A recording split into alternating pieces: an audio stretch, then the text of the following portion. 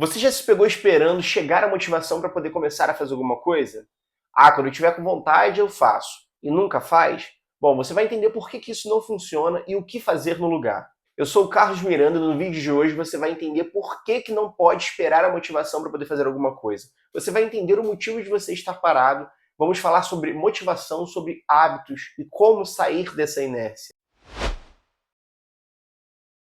Estudos mostram que a motivação ela não é uma constante, ela está ligada ao ambiente, ao nível de energia, ao humor. Por isso que a gente não pode simplesmente confiar na motivação para poder fazer alguma coisa. Um estudo mostrou que o esforço do autocontrole, ou seja, a força de vontade, ela se esgota ao longo do dia. É o que é chamado de esgotamento do ego.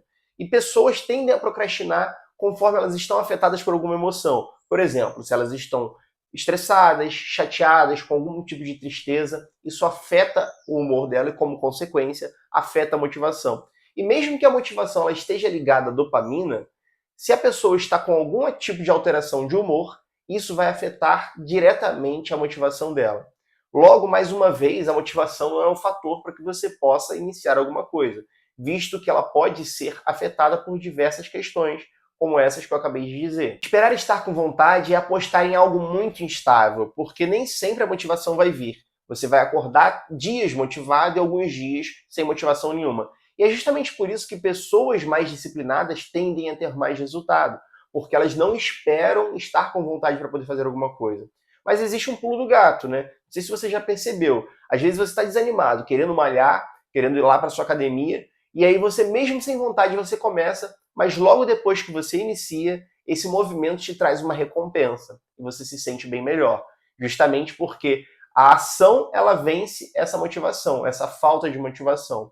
Você vai agir e o movimento vai te trazer uma recompensa. Aí sim, vai vir dopamina, endorfina e todo aquele prazer que você busca quando você faz uma atividade, quando você conclui o seu treino, quando você realiza uma tarefa.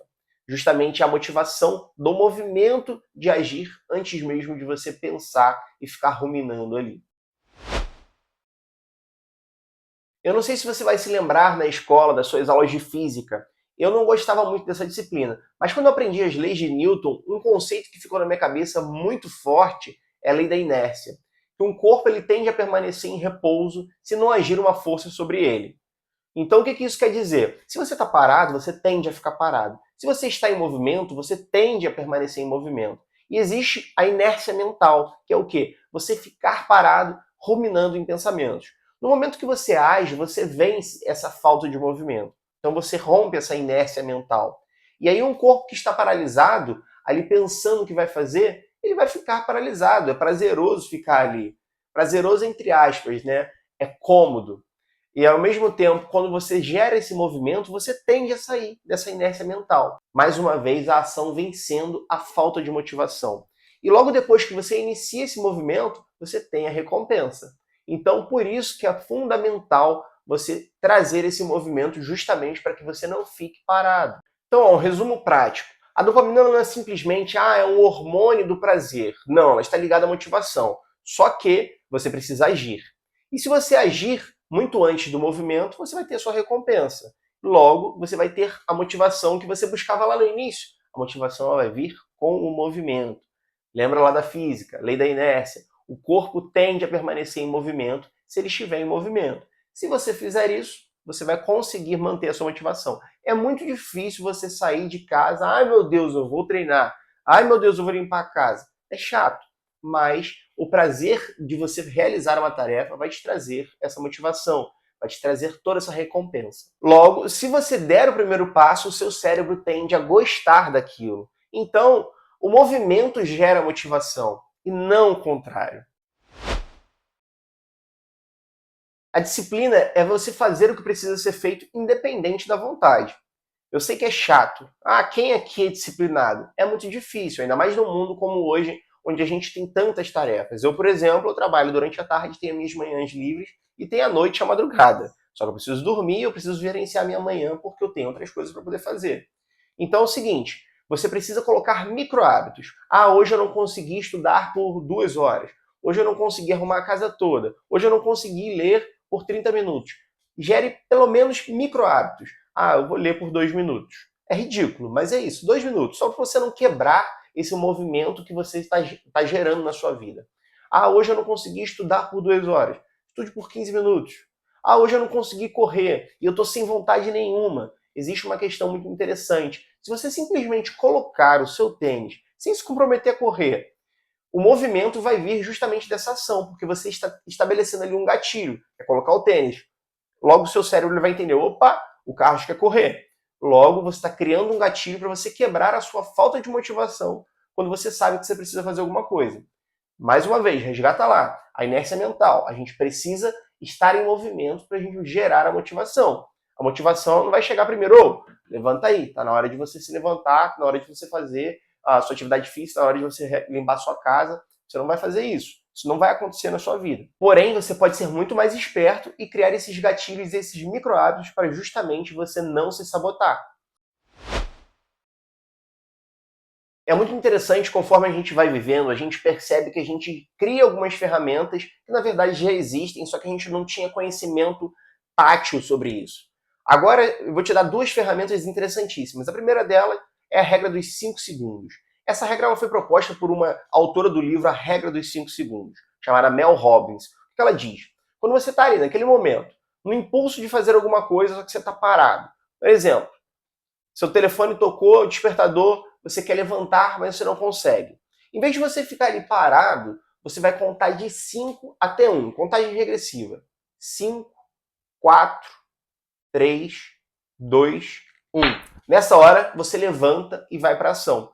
Isso você vai quebrar na hora esse circuito de autossabotagem e você vai justamente ir para a sua ação. Ela ativa o córtex pré-frontal e coloca você em movimento antes que aconteça aquele adiamento. E segundo a Mel Robbins, você nunca vai estar pronto. Então decida em 5 segundos. Calma, eu não quero que você tenha um esgotamento aí, um estresse exacerbado. Simplesmente é para você não ficar demorando demais para tomar uma ação simples, que é levantar da cama. Eu sei também que não é simples, mas são questões assim que precisam de tomar as decisões mais rápidas. E em vez de você ficar demais demorando para poder tomar aquela decisão, tenta fazer isso. Não é simples, mas é prático.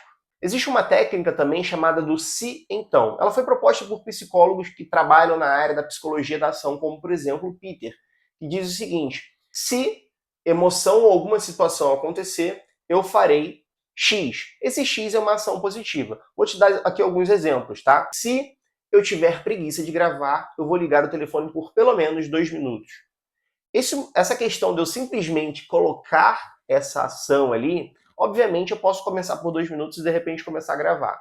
Outro exemplo, se eu acordar e pegar o celular, o primeiro vídeo que eu vou assistir vai ser algo positivo. Se eu me sentir ansioso, eu vou respirar fundo 3 vezes e vou escrever por 1 minuto.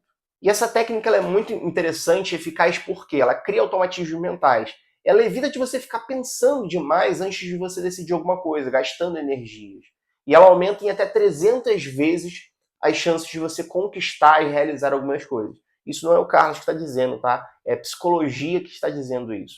Então, é muito interessante. Recapitulando, a técnica do se então, você vai fazer para você criar automatismos mentais para você não pensar demais. E existe a outra técnica também, que é a técnica a regra dos 5 segundos. Você vai contar de 5 até 1 em contagem regressiva e vai para a ação. Isso vai te ajudar a quebrar o ciclo de autossabotagem. Então, da próxima vez que você esperar a motivação, lembre-se, agir é o que traz energia e não o contrário. Comece pequeno, mas comece. E se você curtiu esse conteúdo, não se esqueça de se inscrever, curta, comente e compartilhe. Eu escolho agir.